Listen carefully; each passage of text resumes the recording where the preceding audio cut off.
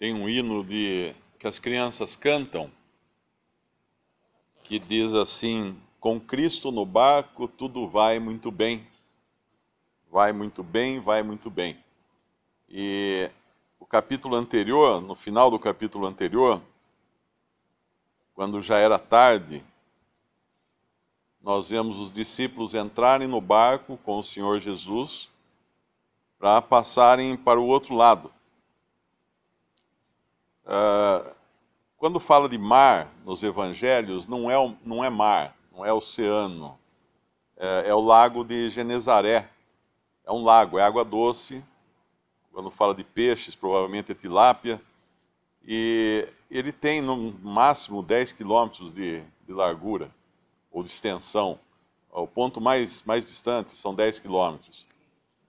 Então ele não é normal um lago assim, com ondas altas, como no mar. No mar você tem ondas altas, né?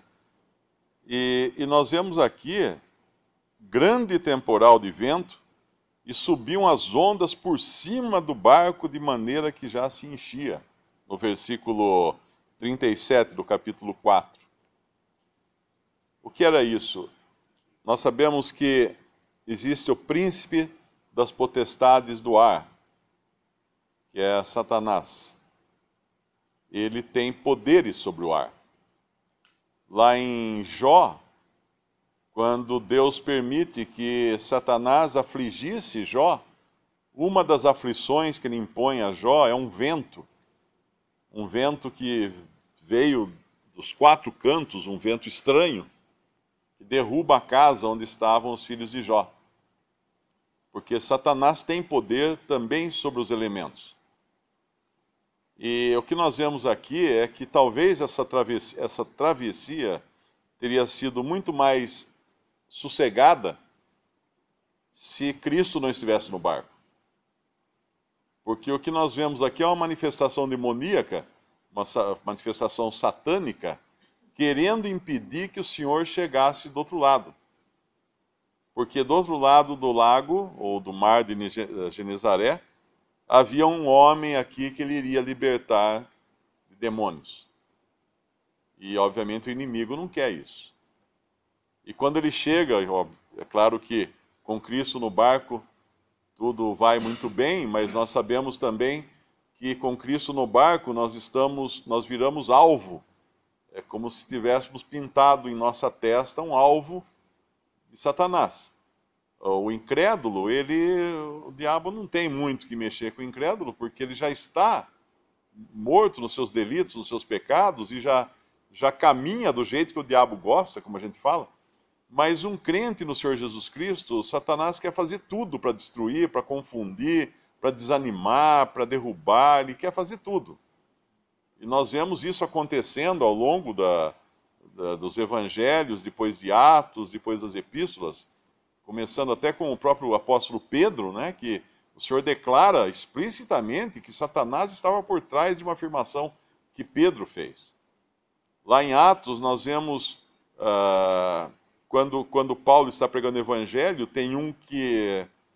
ele está pregando para o procônsul, se não me engano, e tem um que tenta impedir, tenta estragar, e Paulo precisa chamar atenção e falar: ó filho do diabo, né? Ele está ali enfrentando, na verdade, o que estava acontecendo ali. Satanás estava ativo, querendo impedir o evangelho. Quando Paulo sai com Silas pela cidade, vem uma mulher possessa, e aparentemente querendo ajudar, mas na verdade estava atrapalhando a obra de Deus ali, distorcendo o que os discípulos faziam. Então, com Cristo no barco, tudo vai muito bem, mas a gente tem que entender que com Cristo no barco, nós viramos alvo do diabo. E aqui eles vão sair muito bem, porque o Senhor está no barco, obviamente, eles estão seguros, mesmo no pior temporal. Mas quando eles chegam do outro lado, no versículo, quando eles chegam na terra dos Gadarenos, na terra de Gadara,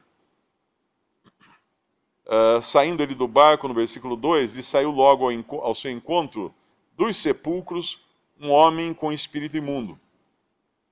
No Evangelho de Lucas, eu acho, fala de dois homens.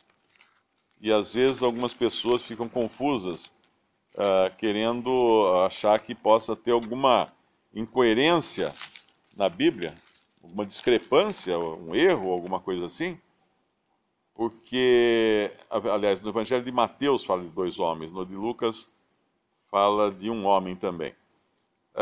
Porque em um é 2, outro é 1, mas isso na verdade é porque o assunto desse momento que o senhor quer falar é desse homem, especificamente. E quando ele sai lá em Lucas, ele não sai dos sepulcros, ele vem da cidade. Em Lucas, vem um homem da cidade ao encontro do Senhor Jesus, e ele mora... É em Mateus que fala da cidade. Lucas também fala da... Lucas 8 fala da cidade, e Mateus fala... Mateus 8. Vamos olhar até. Mateus 8...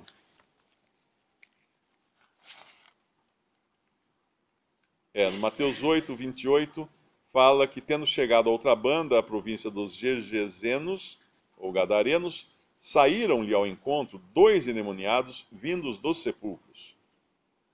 E lá em Lucas 8 fala que navegaram para a terra dos Gadarenos, que está de fronte da Galileia, e quando, versículo 27, Lucas 8, 27, e quando chegou para a terra, saiu-lhe ao encontro, vindo da cidade, um homem que desde muito tempo estava possesso de demônios.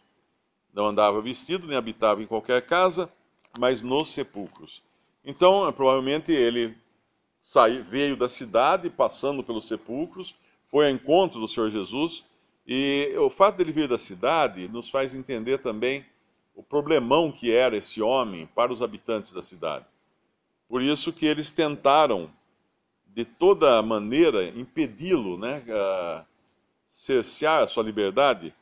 No versículo 3 fala que tinha sua morada nos sepulcros, e nem ainda com cadeias o podia alguém prender, porque tendo sido muitas vezes preso com grilhões e cadeias, em Marcos 5, versículo 4, as cadeias foram por ele feitas em pedaços, e os grilhões em migalhas, e ninguém o podia amansar.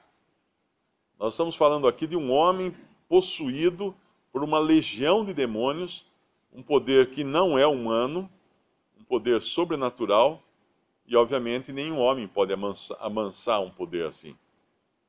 O próprio homem natural, nos seus pecados, não pode ser amansado pelo homem, porque ele está sempre ali latente a sua capacidade de fazer o mal. Mas aqui eles tentaram, esses homens da cidade tentaram prender esse possesso, mas não conseguiam. Não conseguiam. Agora é interessante que ele também se feria, Obviamente Satanás, ele quer destruir, ele é aquele que veio para destruir, ele não tem paz a não ser destruindo tudo que se refere a Deus e aos homens. E no versículo 6, e quando viu Jesus ao longe, correu e adorou-o.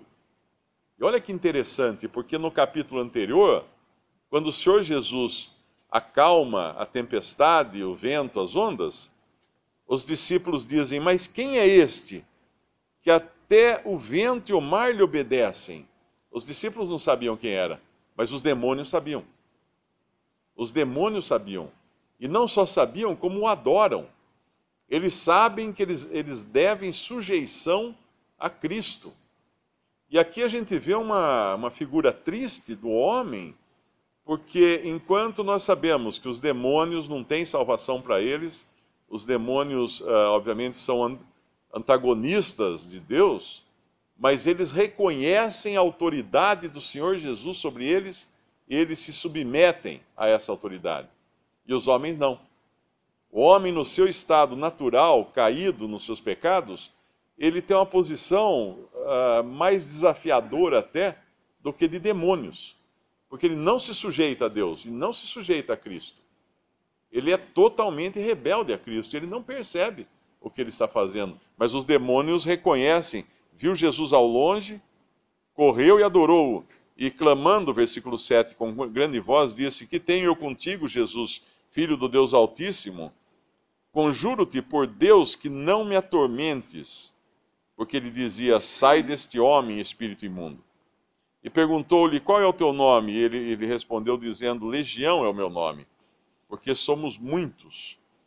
E rogava-lhe muito que os não enviasse para fora daquela província. No outro evangelho ele fala, por que viestes nos perturbar antes da hora, uma coisa assim? Porque os demônios sabem que eles estão com os dias contados. Eles têm um tempo para fazer o que eles estão fazendo, mas eles sabem que virá um momento em que eles serão julgados, não tem escapatória para eles. E aqui eles pedem então para o Senhor, e são muitos, eles não querem sair daquela província e pedem para o Senhor mandá-los para os porcos que pastavam ali. E o Senhor permite então que eles entrem nos porcos, mas na realidade não dura muito essa entrada nos porcos, porque os próprios porcos se lançam do precipício, enlouquecidos, e morrem. Quase 2.000 porcos, no versículo 13, vão se afogar no mar. Agora imagina o prejuízo que teve aqui o dono ou os donos desses porcos, dessa manada de porcos que se perdeu no mar com a chegada de Jesus. É interessante nós vemos que, enquanto esse homem estava ali, ele atrapalhava muito os gadarenos. Não é dito nada deles pegarem esse homem, botar num barco, atravessar o mar e deixar do outro lado da outra margem. Isso eles fazem muito aqui no Brasil, com marginais ou com indigentes. Às vezes a prefeitura pega um indigente e coloca tudo num ônibus e leva para outra cidade e solta na praça lá, para transferir o problema para outro, né? Aqui eles tentaram prender esse homem com grilhões, com cadeias e tudo mais, mas não conseguiram. Porém, ele vivia ali, no meio deles, da cidade e do sepulcro. Agora, o que eles querem fazer com o Senhor Jesus? Eles querem que ele vá embora. Versículo 15. Eles veem o homem endemoniado, o endemoniado, em versículo 15, que tivera a legião assentado, vestido, em perfeito juízo, e temeram. E os que aquilo tinham visto contaram-lhes o que acontecera ao endemoniado e acerca dos porcos, e começaram a rogar-lhe que saísse dos seus termos. E ele sai. Ele sai. O mais normal seria que esses homens da cidade tivessem medo dos demônios e quisessem se livrar dos endemoniados, ou do endemoniado aqui, mas eles só tentaram prendê-lo. Porém, quando vem o Senhor vir fazer uma obra de limpar, de curar e de libertar esse homem endemoniado, o que eles fazem? Eles querem se livrar do Senhor. Eles têm mais medo do Senhor do que dos demônios. E por incrível que pareça, esse é o estado do homem, no seu estado natural. Ele tem mais medo de Cristo do que dos demônios. Ele não pensa duas vezes antes de participar de algum ritual demoníaco ou de coisas que são desagradáveis a Deus, mas Cristo ele não quer. Ele não quer de jeito nenhum. E ainda mais quando dá prejuízo, né? Como foi o caso aqui, que eles perderam os porcos. Então, para eles, os porcos eram mais importantes que o próprio Senhor Jesus, mas eles têm mais medo. O homem normalmente tem mais medo do diabo do que... mais medo de Cristo do que do diabo. Porque ele não quer se sujeitar a Cristo. Agora, o que o Senhor fez aqui? O Senhor só veio para abençoar. O Senhor veio, libertou um homem possesso e transformou ele num homem são. E agora esse homem, esse homem quer seguir o Senhor. E esse é o desejo de cada um que se converte a Cristo, cada um que é libertado dos seus pecados e da direção do diabo por Cristo. Qual o primeiro desejo? Seguir o Senhor. Mas, obviamente, para onde o Senhor vai, esse homem não vai junto. O Senhor não quer que ele vá junto. Ele vai ficar um tempo ainda nessa cidade. Então o Senhor fala no versículo 19, Jesus, porém, não lhe permitiu, mas disse-lhe, vai para a tua casa, para os teus, Anuncia-lhes quão grandes coisas o Senhor te fez e como teve misericórdia de ti. E ele foi e começou a anunciar em Decápolis quão grandes coisas Jesus lhe fizera. E todos se maravilharam. E é bonito ver que tem uma outra passagem que fala de Decápolis, como tendo muitos discípulos depois do Senhor nesse lugar. Decápolis eram 10 cidades. Ou seja, esse trabalho do ex-endemoniado acabou dando frutos, e ele não seguiu o Senhor naquela hora, o Senhor não permitiu. Existe aqui também um aspecto dispensacional nessas histórias aqui, mas ele acabou dando fruto depois para o Senhor, no lugar onde o Senhor queria que ele estivesse.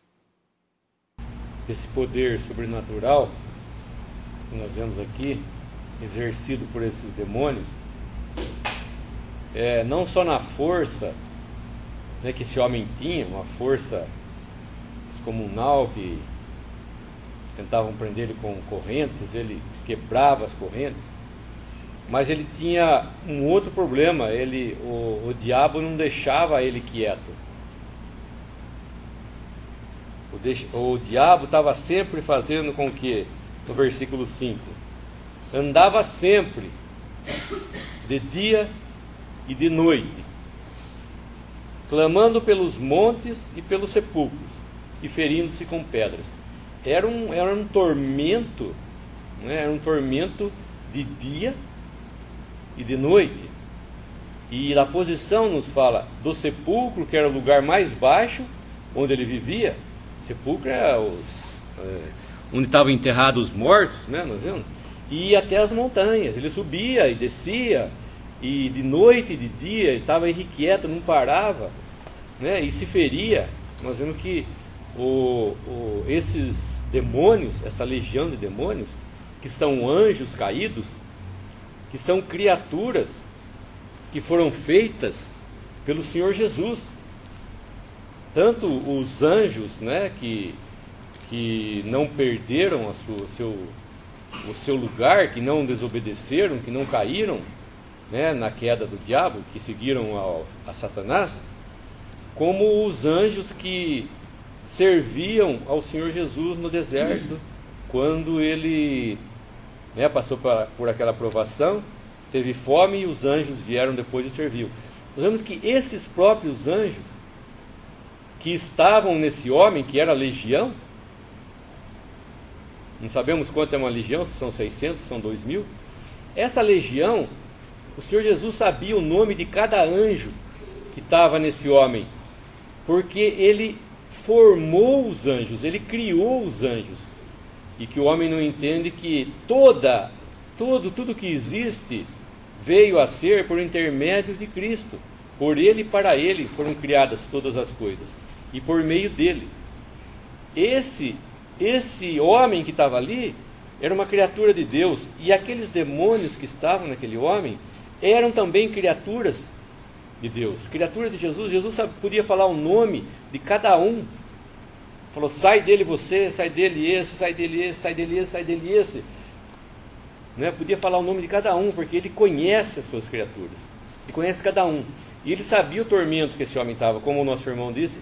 Ele passou por ali porque ele sabia que aquele homem estava em tormento. E para Jesus, nós vemos aqui nesse capítulo, tanto faz curar uma febre, como da sogra de Pedro, curar um que tem um demônio, como nós vemos o Senhor Jesus diz: sai dele, né? Não lembro a passagem, de um demônio que estava nele, mas aqui de uma legião, e uma mulher que estava enferma há 18 anos, é isso? 18 anos, 12, desculpa, 12 anos ela estava enferma. E depois uma menina de 12 anos, eu confundi a idade da menina, uma menina de 12 anos que tinha morrido. Para o Senhor Jesus, que ele é o Deus de toda a criação, não fazia diferença livrar uma pessoa de demônio, de curar uma pessoa de 12 anos e de ressuscitar uma menina que tinha morrido. E nós vemos que Satanás quer oprimir o homem, porque o ladrão, o Senhor Jesus fala em João 10, não veio senão para matar, roubar e destruir. E esse é o diabo. Ele é homicida desde o princípio, o Senhor Jesus fala em João, porque ele fez com que o homem caísse lá no Éden, no jardim do Éden. Ele foi com o intuito, ele é mentiroso desde o princípio, e ele é homicida também. Ele foi com o intuito de fazer com que o homem caísse, e ele conseguiu o seu intento. Agora o homem não consegue sair dessa queda que ele teve, desse estado de pecado e de pecados que ele tem, a não ser pela mão de Jesus.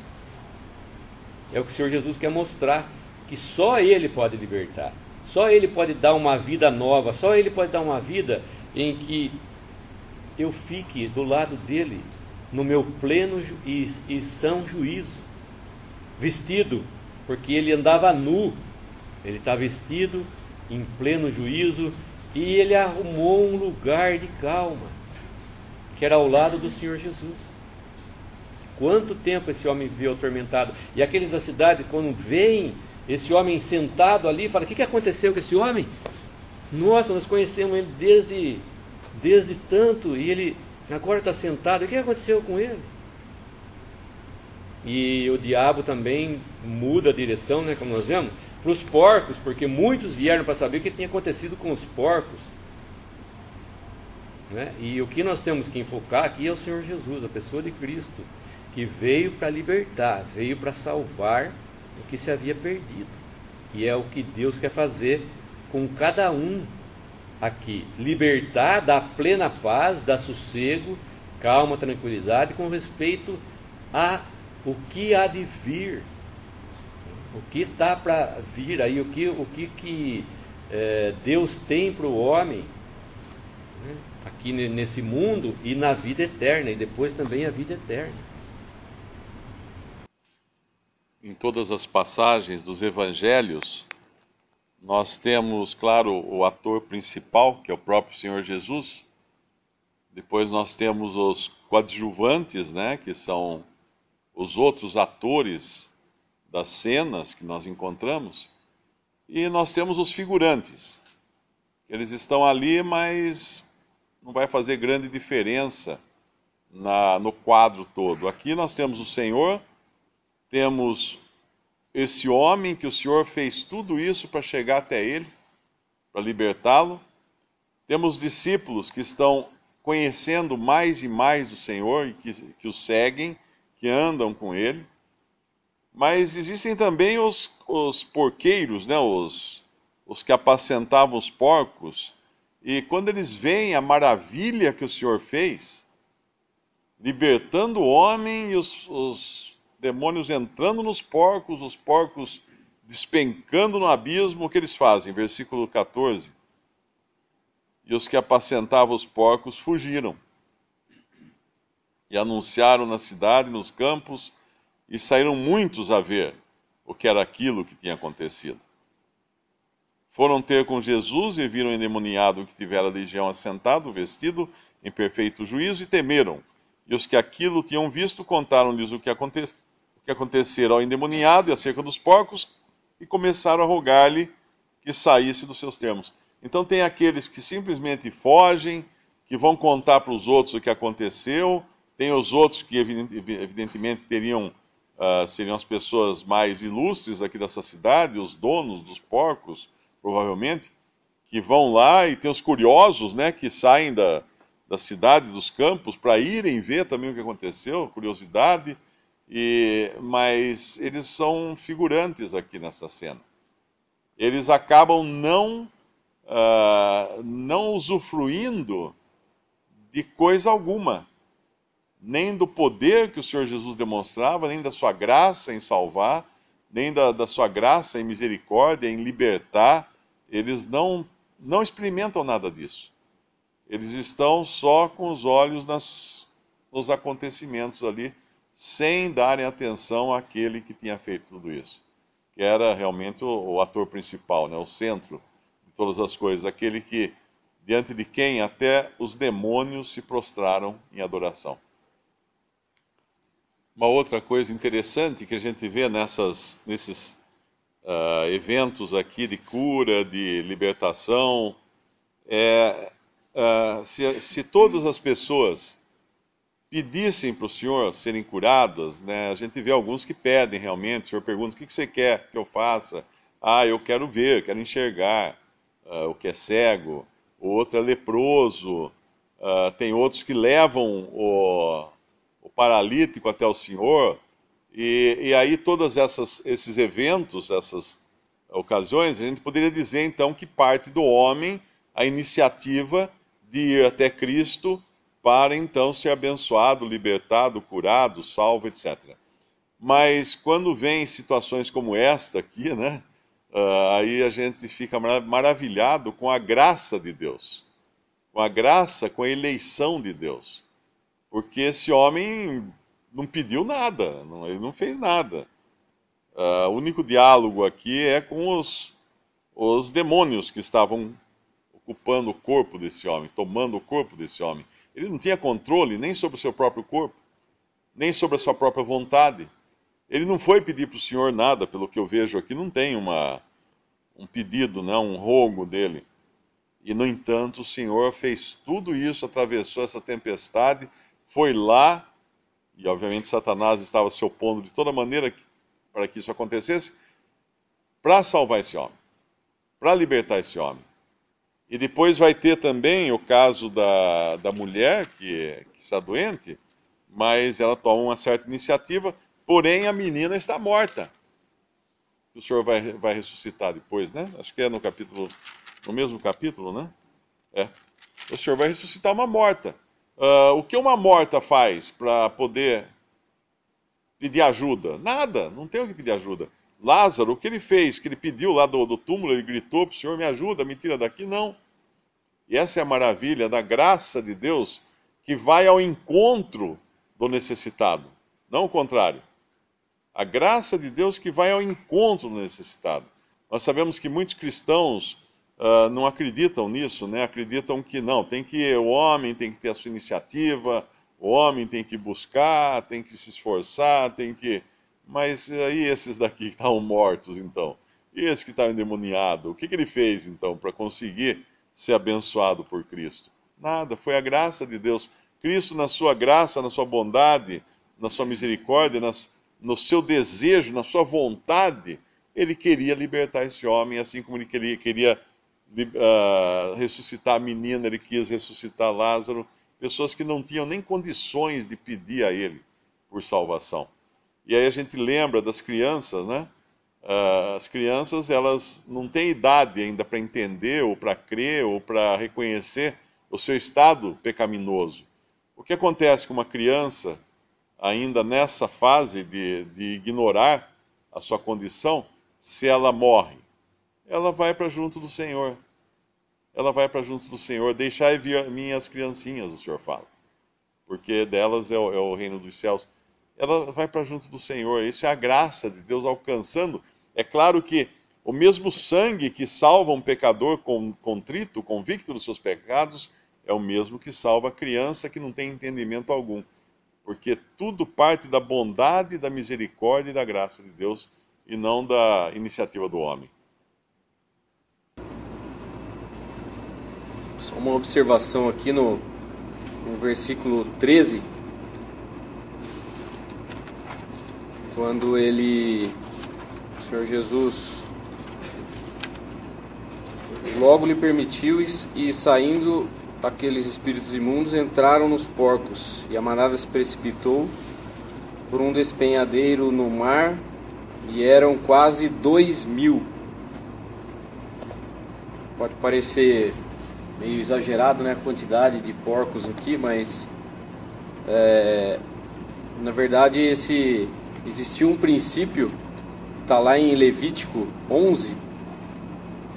Por que será que o Senhor permitiu todos esses animais morrerem, né? Levítico 11, versículo 1. E falou o Senhor a Moisés e a Arão, dizendo-lhes: Falai aos filhos de Israel, dizendo: Estes são os animais que comereis de todos os animais que há sobre a terra. Tudo que tem unhas fendidas e fenda das unhas, divide em duas e remói entre os animais aquilo que comereis. Destes, porém, não comereis dos que remoem ou dos que têm unhas fendidas. O camelo que remói não tem unhas fendidas, este vos será imundo. E o coelho, porque remói, mas não tem unhas fendidas, este vos será imundo.